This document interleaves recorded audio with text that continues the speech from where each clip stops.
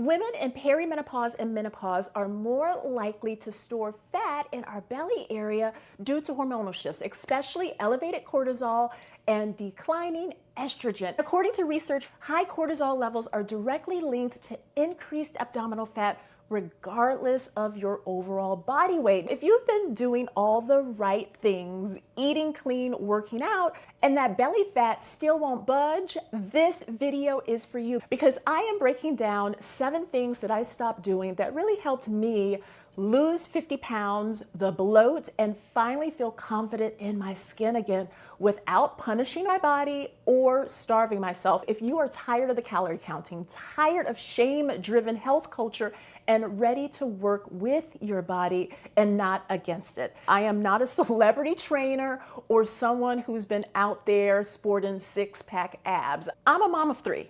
And during my 3rd pregnancy, which ended right at the start of the pandemic, I gained 50 pounds. Gyms were closed, my kids were home full time, and my partner was traveling. I was exhausted, overwhelmed, and admittedly, I was ashamed of my body. I've spent years working as a personal trainer, nutritional coach, and I've coached hundreds of women through fat loss, strength training, and rebuilding their confidence. None of that made me immune to what it feels like to feel stuck in a body that you barely recognize.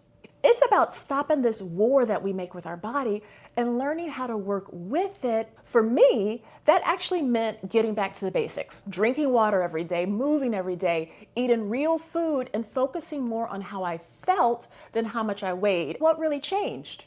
It was my relationship with myself.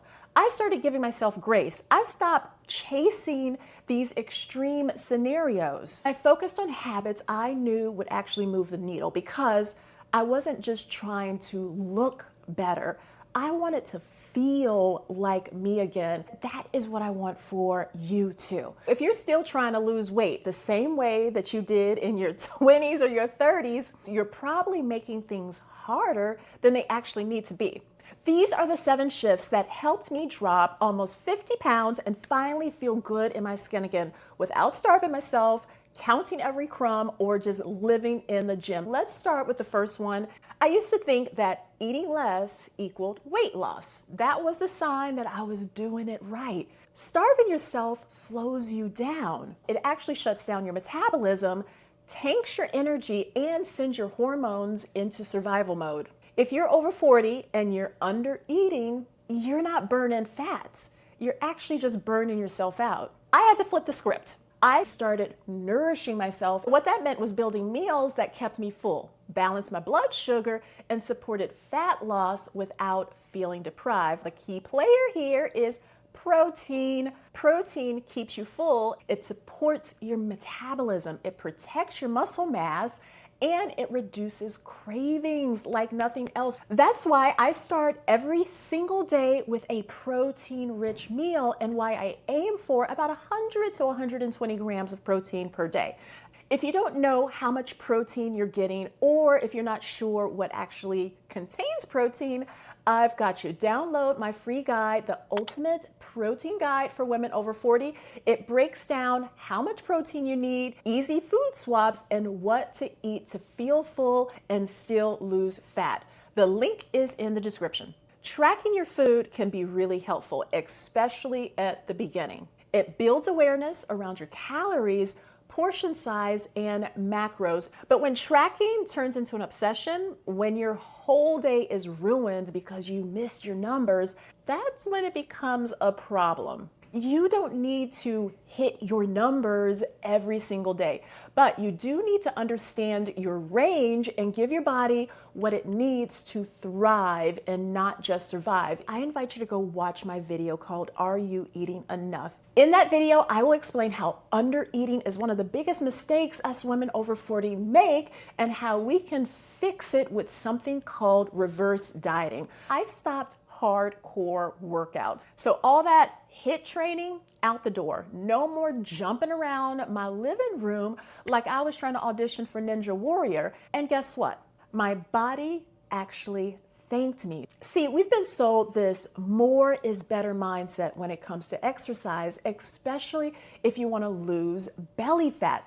If you're over 40 and you're doing high intensity workouts every day, you might actually be spiking your cortisol instead of burning fat. I was doing all the right workouts, HIIT, cardio, boot camps, but yet I was feeling inflamed, more bloated, and more frustrated. I stopped chasing the burnout and started chasing real, pure strength movement. My goal is simple: move my body every single day. Sometimes that's walking around as I am chatting with clients.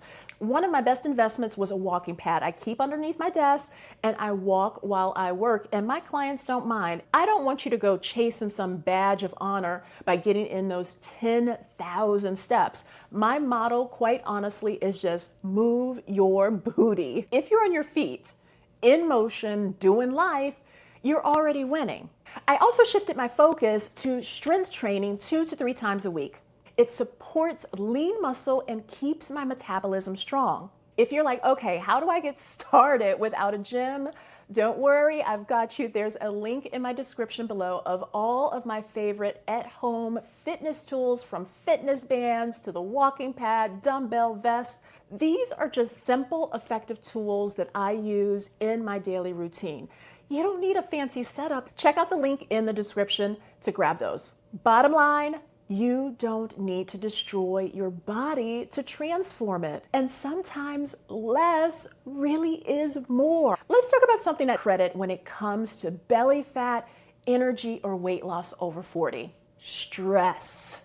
And this is not just the today was kind of a hard kind of stress. I'm talking about the daily cortisol overload that happens when your nervous system never gets a break and your body just keeps holding onto fat as a stress response. But guess what? That constant push was silently working against me, and the cravings, oh yeah, those babies kicked in. It wasn't until I stopped ignoring my stress and started regulating my nervous system that things started to shift. One of the most powerful tools I found, the book How to Menopause by Tamsin Fadal. This book isn't your average menopause guide. It's packed with real-world advice from experts, including insights about how unmanaged stress, elevated cortisol, and nervous system dysregulation directly block fat loss for women over 40. It helped me realize that movement wasn't enough.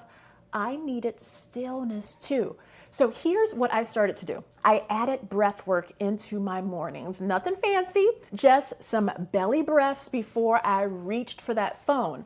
I also, a few times a week, try to use a guided meditation to bring myself back into my body, especially when my brain is spiraling with all these to-do. And I set a hard stop to my workday. The phone goes away. I try to step outside, take a short walk or ride on my bike, and I move just for the calm and not for exercise. Look, the reality is, if you're feeling like your body is fighting against you and not responding how it used to be, it might just not be your metabolism. It might be your nervous system asking for a break. While I'm a huge fan of breath work and mindful movement and slowing down, I also know that sometimes our bodies need a little extra support, especially when stress, fatigue, and hormone shifts feel like it's hitting you like a freight train. That's why I've also added a supplement in called Rebalance. It's this little lozenge that I take 3 times a day.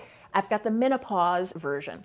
It really has been helping to reduce cortisol, to balance out my hormones, and to calm some of the anxiety without me feeling like drowsy or off my game. If stress and exhaustion have been holding you back from your weight loss journey, this supplement Rebalance might actually be a game changer for you. I will drop a link in the description box so you can check it out. Let's talk about one of the biggest traps that keep women stuck: trying to wing it. If you're always scrambling for what to eat, you're always going to default to what's easiest. What's easiest is rarely what is good for your body. I stopped doing the perfect meal prep, and what I started to do, which actually worked, was batch cooking proteins. I batch cook 2 to 3 proteins every week or monthly. Ground turkey, ground beef, chicken thighs, chicken breast, slow cooked beef, slow cooked lamb, shredded chicken.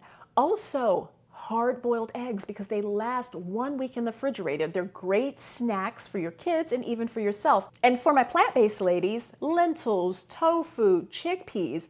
And here's the trick. I freeze them in pre-portioned silicone trays. I was getting tired of using Ziploc bags. This is reusable and it helps you to stay consistent. I created a free beginner's guide to quick, healthy meal prep that walks you through exactly how to prep without turning your kitchen into a part-time job. Inside of that guide, you're going to find a breakdown on how to batch cook and store your proteins, carbs, and veggies, and also a sample meal planner to make your week a lot easier. You can find that guide in the description box, and you can try and say goodbye to all that last-minute takeout food. Let's talk about something that many don't like talking about, and that is your gut. That bloating, brain fog, fatigue, and cravings you can't explain, yep, that is your gut craving for attention. If you're over 40 and you're still thinking that gut health is just about avoiding gas or bloating, let me stop you there. Your gut is like mission control for your hormones. It's where excess estrogen gets detoxed. It's where cortisol regulation begins, and it's the gateway for absorbing all those nutrients you're working so hard to eat. So if your gut's not working, nothing is working. It's about getting back to the basics. Are you pooping daily? Are you hydrated? Are you eating enough fiber? And are your stress levels jamming up your digestion? Let's get into what I changed. First, I started drinking at least 3 32-ounce water bottles every single day. Hydration is the oil in your digestive engine. If you're not drinking enough, you're gonna feel stuck, literally. Second, I made leafy greens a non-negotiable. So whether it's sauteed kale, spinach in my smoothie, arugula with lunch, fiber-rich plants help your gut to move. The third, magnesium, especially at night. Not only does magnesium help with your, let's be real, that's when our body resets and heals, but it also helps with keeping your digestive system flowing. My go-to is taking my magnesium right before bed, and that's been a total game changer. Fourth, daily bowel movements are not optional. If you're going days without one, that's your body screaming that something is backed up, literally and hormonally. When you're not clearing waste, you're recirculating old estrogen, and that shows up as weight gain, especially around the belly. And one last thing, ditch the scale as your only measurement. If your gut is off, your weight is always going to fluctuate. I like to go by how my clothes fit, by how bloated I feel or don't feel, by how clear my mind feels. That's how I know my gut is in check, not a number. So yeah, thing number 5 that I stopped doing was ignoring my gut. And I started to listen to my body through my digestion, my energy, and yes, even my poops. You ever catch yourself eating something and halfway through the meal, your stomach's bloated, your energy's crashing, and you're thinking, but this was supposed to be healthy? Let's talk about this one, because just because it fits into your meal plan doesn't mean that it fits your body. One of the biggest shifts I made in my weight loss, or call it health journey, wasn't about macros or meal timing. It was about getting honest with how food was feeling in my body. And that's something that people don't often talk about. Body awareness is one of the most powerful and most underused tools for weight loss and weight management. We've been trained to ignore it. Instead of listening to our bodies, we listen to the marketing, the macros, the influencer who swears oat milk is a holy grail. Meanwhile, your body is actually saying to you, hey sis, look, I'm bloated, crampy, and craving everything in sight after this meal. But sure, let's keep pretending that this is working. That's the old you, the autopilot version. I'm not an anti-carb person, but I noticed that bread made me feel heavy and sluggish. So I let it go. I realized that even clean foods like yogurts made me bloated. I stopped forcing things down just because they were high protein or the healthier option. Instead, I started honoring the foods that made me feel good and not just the ones that look good on a nutritional level. That was a game changer for my weight, my energy, and honestly, my relationship for food. This is where the power starts to flip from following someone else's plan to finally following you. If you've been told that intermittent fasting is the answer for fat loss, but it left you moody, foggy, and rage-eating almond butter by 10 a.m., yeah, I've been there too. You don't need another rule. You need a rhythm, because for women in midlife, daily fasting windows can actually backfire fast. They spike cortisol, mess with your sleep, tank your energy, and jack up your hunger hormones. When used intentionally, intermittent fasting can be a powerful reset to support digestion, regulate blood sugar, and bring your nervous system down after heavy meals or late night eating. Here's how I use it. After a pizza night on Fridays, my body's full. My digestion is still working overtime. Instead of waking up on Saturday morning and forcing breakfast in because I'm supposed to eat breakfast, I wait. Not because a clock told me not to eat, but because my body isn't hungry yet. When I do this, I can feel a difference in my digestion. I don't feel so bloated. I feel clear, grounded, and light. Not fasting on some autopilot, but fasting on your own terms. If you're curious how this could fit into your lifestyle, start with just experimenting with natural fasting. If you eat a heavier dinner, wait until you're actually hungry the next day. Simple as that. This is about reconnection to your body's cues, your hunger signals, and your power. You don't need to punish your body to lose weight. You need to support it.